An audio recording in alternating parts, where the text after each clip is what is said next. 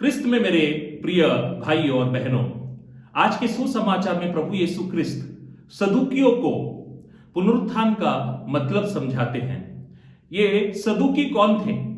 सदुकी अमीर लोग थे, धनी लोग थे, और उनकी विचारधारा थी कि पुनरुत्थान झूठ है। क्योंकि वे धनी थे, साथ ही साथ वे रोमी आक्रांता साम्राज्य के समर्थक भी थे। तो इस संदर्भ में हम यदि उनके जीवन पर मनन करेंगे, चिंतन करेंगे, तो स्वाभाविक है कि इनका मन केवल इस जग तक ही सीमित था, इस जगत तक ही सीमित था, विश्व तक ही सीमित था। और इसीलिए प्रभु यीशु उनके सामने पवित्र शास्त्र का एक महत्वपूर्ण वाक्य प्रस्तुत करते हैं।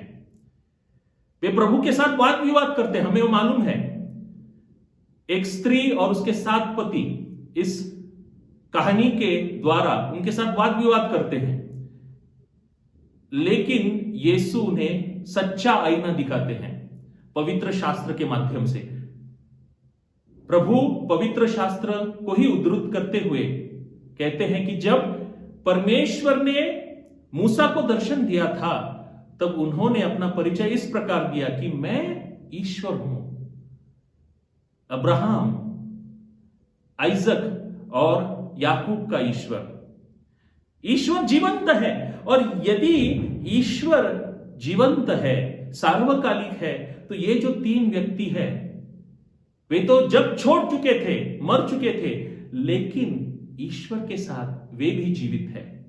और इसीलिए मेरे प्रिय भाई और बहनों, कभी कभी हम भी इन सदुकियों की तरह केवल इस विश्व पर विश्वास करते हैं।